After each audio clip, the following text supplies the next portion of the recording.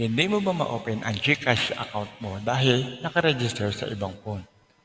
Ipapakita ko sa inyo ngayon kung paano tayo maglilipat ng GCash account mula sa lumang Xiaomi Redmi phone papuntang new phone na Samsung Galaxy. So ituturo ko sa inyo yan from start to finish. At sa dulo ng video ay sasagutin natin ang mga questions and answers plus yung mga common comments at ano ang ating reply. Tara, sana natin.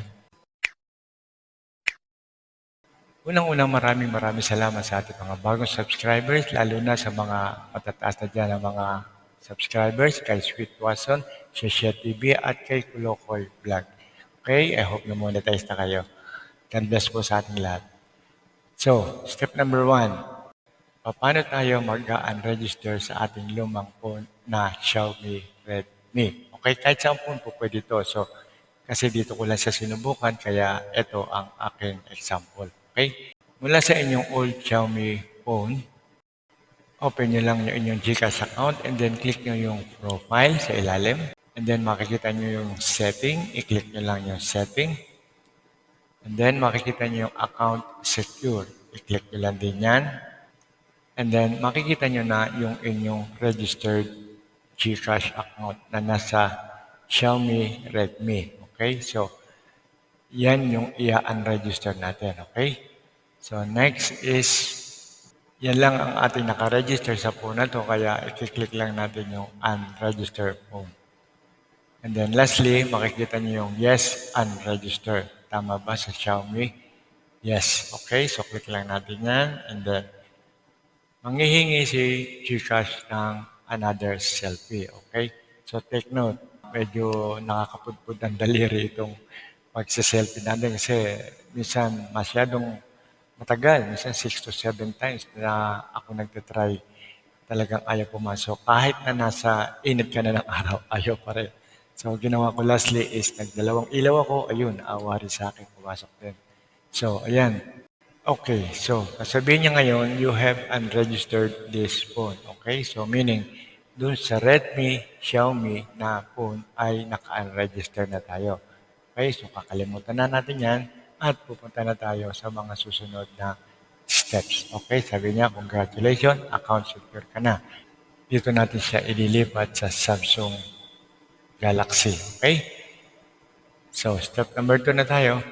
Register your new phone sa Samsung Galaxy. Okay, paano naman natin gagawin yan? So, unang-una, so yung lumang SIM number ang i-enter natin dito sa bagong phone. Kahit yung SIM card andun pa rin sa luma, hindi ko tinanggal. Okay? So, i-register lang natin yung number. So, click send the code. Papadalang kayo ng OTP.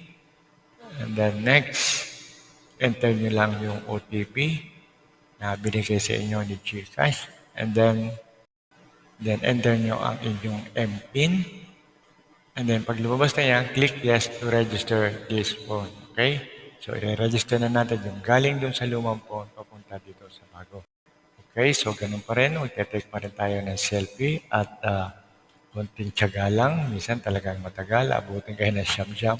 Kahit na nakabilad pa kayo sa araw, minsan ayaw pa rin. So, sasabihin niya na sa iyo, congratulations, your account is secured. Okay? Nakikita niya nasa Samsung cellphone na yung ating account, GCash account. Okay? And then try go to the dashboard para makita natin. Sabihin niya sa iyo ay registered na yung phone ng inyong Samsung.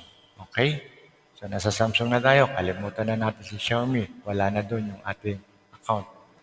Okay? Then step 3. Pwede niyo i-verify sa inyong lumang Xiaomi cellphone kung wala na nga siya talaga ron. Okay? So, puntahan niyo ulit yung same number, ano kayo nag-register. Verify niyo ulit ang inyong OTP o one-time password.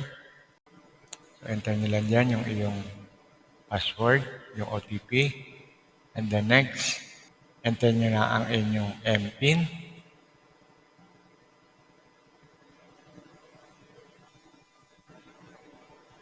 And then, sasabihin niya sa inyo, your account is already registered to another phone. Okay? So, ito yung eksaktong nangyayari sa atin kung kaya tayo nagkakaroon ng problema. Okay?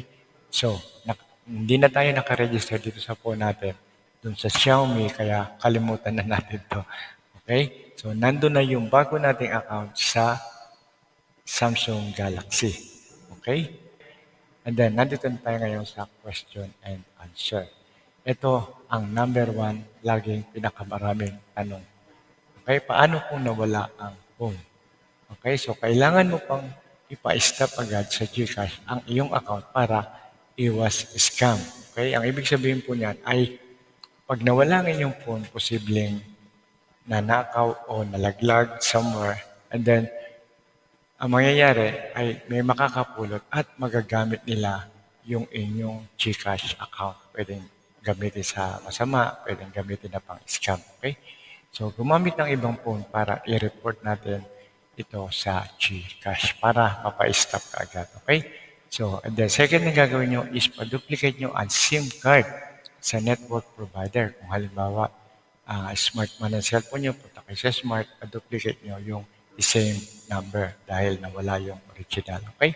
And then, pag nakakuha na kayo ng bagong number, ipa-activate nyo ulit sa GCash ang bagong SIM number. Okay? So, next.